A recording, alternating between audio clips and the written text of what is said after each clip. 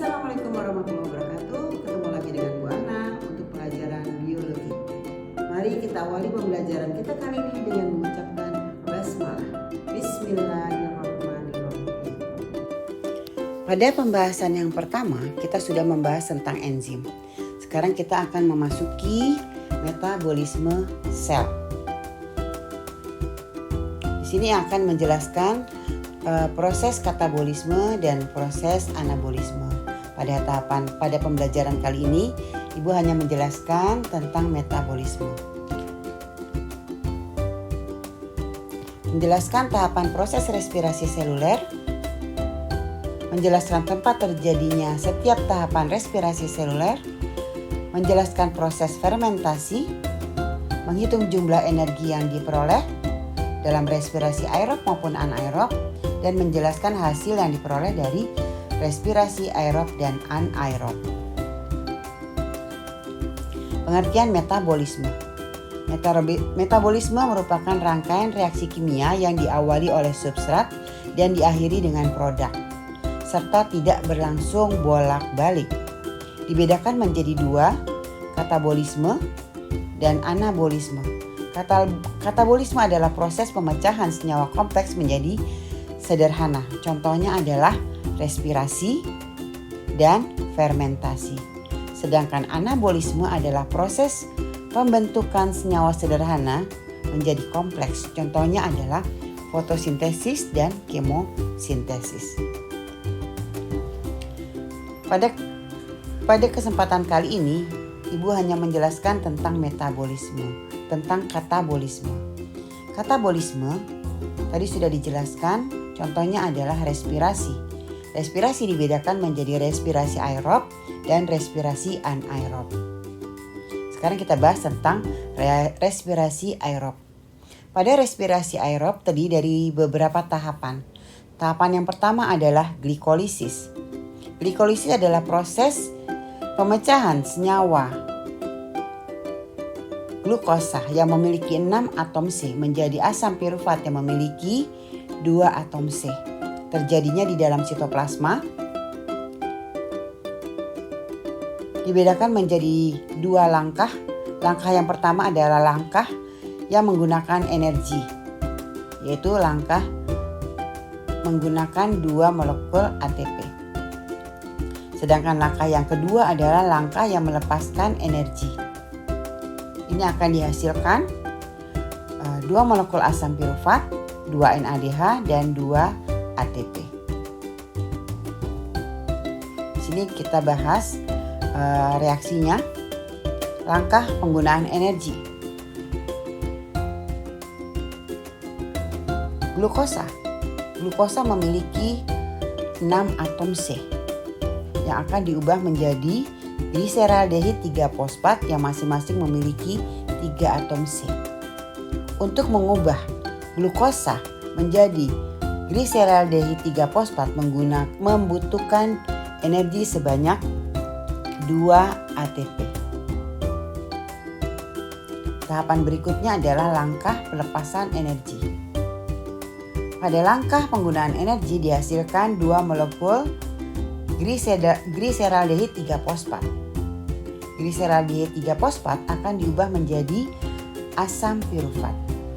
Pada proses perubahan gliseraldehid 3 fosfat menjadi asam pirufat, di sini akan dihasilkan 2 NADH dan 4 molekul ATP serta 2 molekul asam pirufat.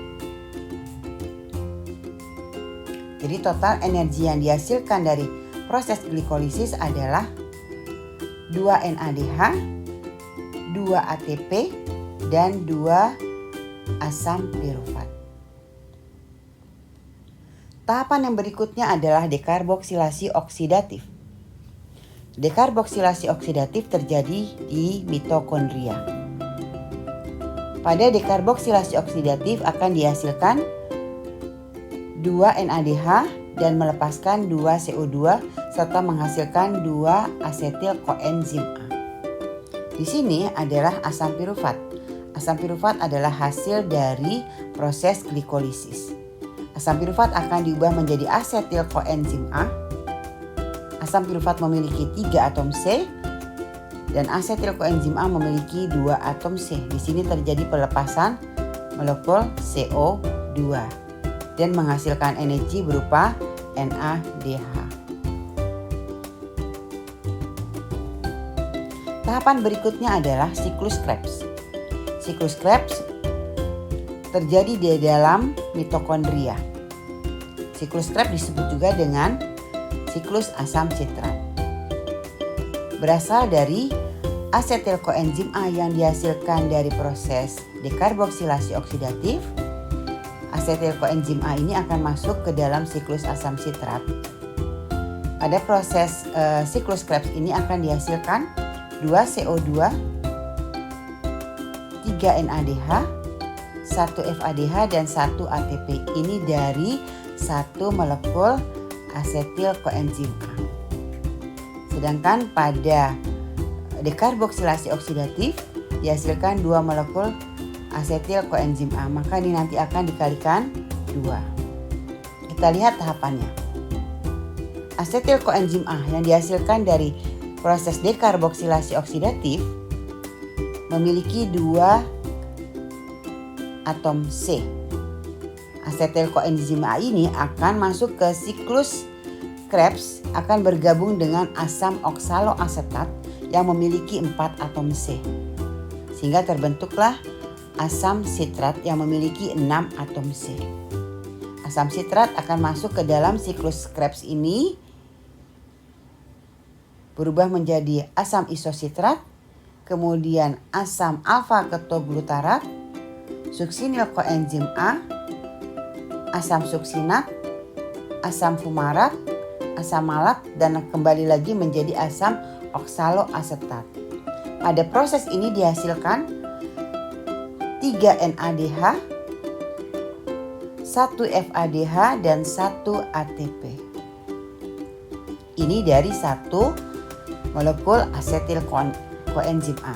Sedangkan di dalam dekarboksilasi oksidatif itu dihasilkan 2 asetil koenzim A, maka nanti akan dikalikan 2. Tahapan berikutnya adalah transfer elektron. Tahapan transfer elektron ini terjadi di dalam membran dalam mitokondria. Membran dalam mitokondria disebut juga dengan krista. Pada transfer elektron ini substratnya adalah NADH dan FADH. NADH dan FADH yang dihasilkan dari tahapan-tahapan sebelumnya. NADH dan FADH akan memberikan elektron dan H+ ke sistem transfer elektron. H+ dipompa keluar membran menimbulkan gradien. Akibatnya ion H+ kembali menuju ke bagian membran dalam melalui ATP sintase. Sehingga akan terbentuklah ATP. Oksigen bebas menerima elektron. Pada akhirnya akan terbentuk molekul air atau uap air. Berapa ATP yang dibentuk dari reaksi transfer elektron? Ya, di sini tadi sudah dijelaskan bahwa transfer elektron substratnya adalah NADH dan FADH. 1 NADH setara dengan 3 ATP.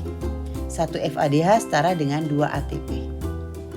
Jadi di sini ada 10 NADH. 10 NADH ini berasal dari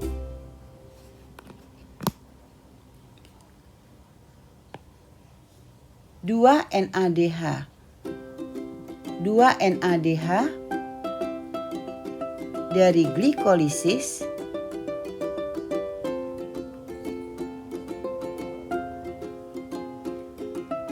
6 NADH dari siklus Krebs, dan 2 FADH dari dekarboksilasi oksidatif. Jadi total NADH yang masuk ke dalam sistem pemindahan elektron adalah 10 NADH. 10 NADH akan dikalikan 3 karena 1 NADH setara dengan 3 ATP. Maka akan terbentuk 30 ATP. Sedangkan 2 FADH dari siklus Krebs terbentuk 4 ATP. Jadi total energi yang dihasilkan dari sistem pemindahan elektron adalah 34 ATP.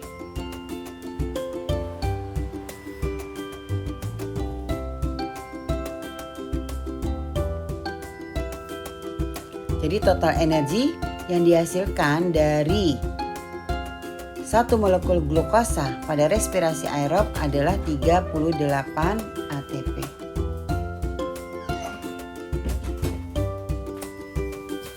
Di sini kesimpulannya, glikolisis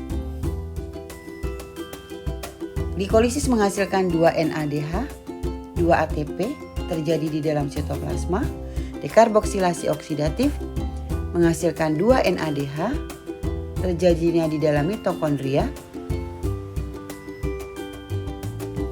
Matriks mitokondria, siklus Krebs ini menghasilkan 6 NADH, 2 FADH, dan 2 ATP, terjadi juga di dalam matriks mitokondria. Total energi yang dihasilkan adalah 10 NADH, 2 FADH, dan 4 ATP. 10 NADH dan 2 FADH yang tadi sudah dibahas di dalam sistem pemindahan elektron ini menghasilkan 34 ATP ditambah 4 ATP, jadi total energi yang dihasilkan adalah 38 ATP. Usai sudah pembelajaran kita hari ini, kita akhiri dengan mengucapkan